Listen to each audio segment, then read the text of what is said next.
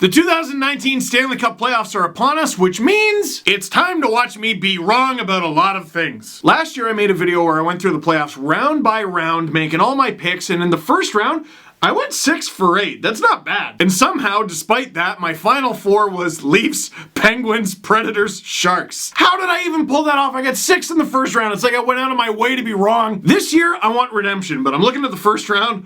Wow. This is as wonky a playoff bracket as you're gonna see. I'm gonna do my best, man. Let's talk stats, let's talk brains, let's talk heart. Let's go through the 2019 Stanley Cup Playoffs. Let's start in the West and go to the East. How's that? Our first series, the Calgary Flames, the first place in the West Calgary Flames, take on the Colorado Avalanche. What was the big joke for like the last 2 months? Nobody wants that final spot in the West. Well, someone forgot to tell the Colorado Avalanche because they were 7-1-2 in their final 10 games. I think it's safe to say they wanted it. The simple statistical matchup doesn't make it look very close, does it? Calgary's better in goals for, goals against. They give up a little bit on the power play, they make up for it on the penalty kill, and in the face-off dot, they are the better team, clearly. Here's where the fun begins. Dave Rittich, big save Dave, stole the starting job from Mike Smith. His save percentage on the season was a .911, which isn't the best, but he went through some heaters this season. Rittich played 45 games, Mike Smith 42, and in those 42 games,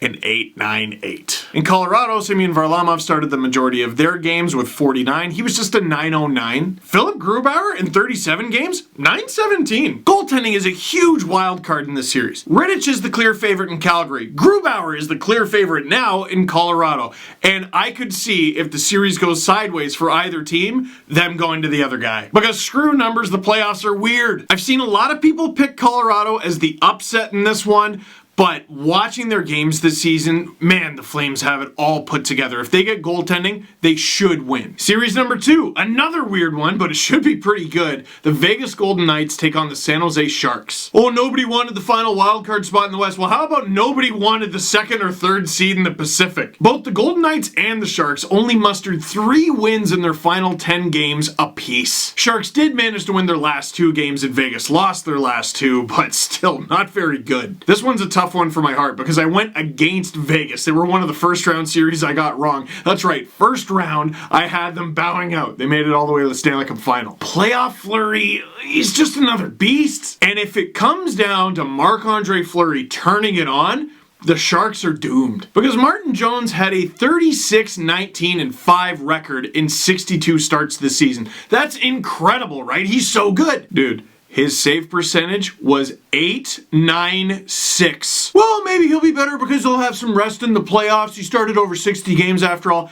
Actually, this is his 4th season with the Sharks, and in all 4 seasons, he's played over 60 games. In his previous 3 seasons with the Sharks, Jones had a .915, a .912, and a .918 save percentage. This year was brutal. Actually, this is nuts. This season and last season, Martin Jones faced exactly 1,699 shots. He allowed 145 goals last season. This season, in the exact same number of shots, 176. He allowed 31 more goals in the same number of shots. To me, on paper, the Sharks are clearly the better team. They were designed to be a contender. They're unbelievable, but I just can't put money on that goaltending right now. If he finds another gear for the playoffs, the Sharks are as good a contender as any to win the Cup.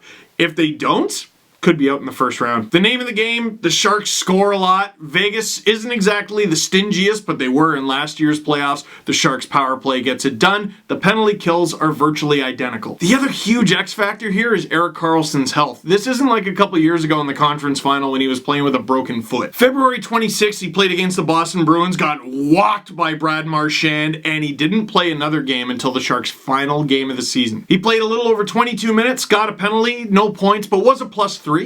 This is the series I flip-flop on the most.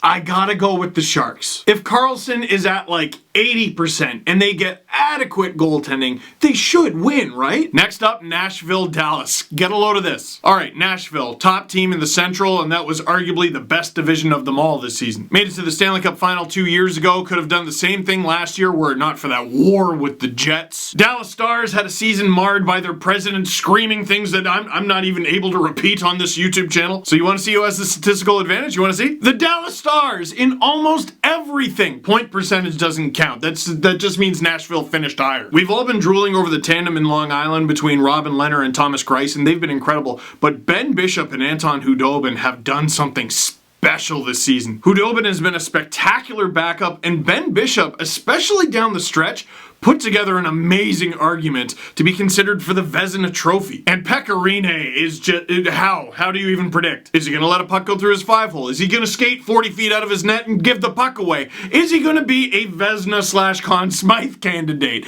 It's different from night to night. Especially concerning if you're a Nashville Predators fan. The Stars are a very stingy team, and it's not like the Predators give up a ton themselves, but they're not quite an offensive juggernaut, are they? They're not like the Sharks, who can allow 6 goals and score a 7th. Despite all the statistical evidence, how do I go against the Preds again? It feels wrong. My heart says Nashville for sure. Who wins the Cowboy Hat Derby? Man, am I gonna get kicked off of YouTube for this? I think the Stars... No, I don't. Okay, no. I'm focusing on what Nashville can't do and what the Stars can do. The Nashville Predators are not exactly an offensive juggernaut. The Dallas Stars cannot score. They were both hot down the stretch. Nashville was hotter. I'm gonna go with Nashville. I'm going with my heart here. This next one is gonna be unpopular. The Winnipeg Jets and the St. Louis Blues. Remember that time the St. Louis Blues were last place in like January and all 3 of Colton Parayko, Vladimir Tarasenko, and Alex Pietrangelo were gonna get traded? Because they don't! The St. Louis Blues stormed up the standings, got a playoff spot, and almost took away home ice advantage from the Jets. They tied with 99 points. Jets had the regulation wins advantage there. It's amazing what a new coach and a goaltender that stops all of the pucks can do for you. The St. Louis Blues are the hottest team in the NHL heading into the playoffs. 8-1-1 in their final 10 games. The Jets, only 4 wins in their final 10, 4-5-1. The statistical picture doesn't paint the whole picture here. I think it looks a lot more even than it actually is. The Blues appear to be the better defensive team, fewer goals against, better penalty kill. The Jets score more goals, better power play. Even though he's inexperienced, Jordan Binnington has completely changed what the St. Louis Blues are. At the 2011 Ontario Hockey League playoffs, I watched Jordan Binnington take an unlikely Owen Sound attack team all the way to an OHL championship. He's young, but he's not that young. He's inexperienced, but not that inexperienced.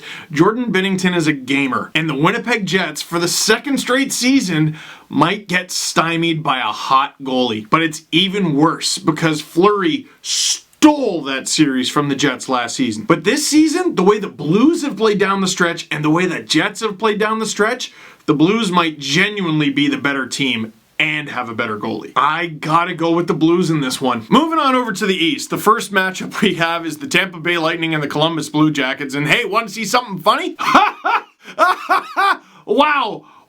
Tampa's advantage, everything. Literally everything. That don't even show up. There's no point. Not so fast. If you haven't been paying that close of attention, you might look at the Blue Jackets as frail. This team that loaded up at the trade deadline was supposed to be amazing, and they weren't very good and almost didn't make the playoffs at all. And it is true that the Blue Jackets had to fight and claw for that final spot and barely clinched it until the final days of the season.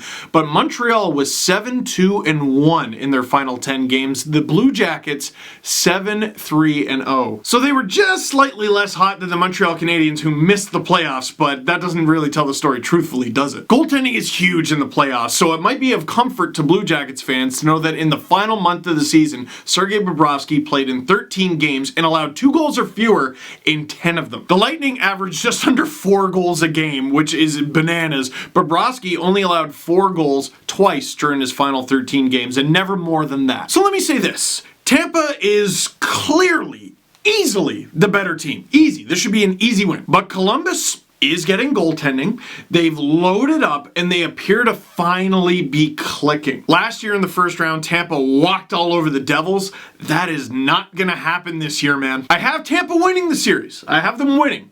But it's not gonna be fun. Up next, Boston, Toronto. You ever watch your least favorite movie 3 times? In case you're new to this channel, hi, Steve Dangle, Leafs fan. But to prove a point, 2 years ago, I said Leafs Capitals would win. Sure enough, they did. Last season, I said almost verbatim. Last year, I went with my head. This year, I go with my heart, and I picked Toronto. But it's going to be a war. It's going to be 7 games, and they'll win unless they blow a third period lead. Well, guess what happened? The stats make it pretty obvious. Boston scores a big old bunch of goals. The Leafs score even more. The difference is the defense. When Frederik Andersen is on, the Leafs get spectacular goaltending. When Tuukka Rask is on, the Bruins get spectacular goaltending.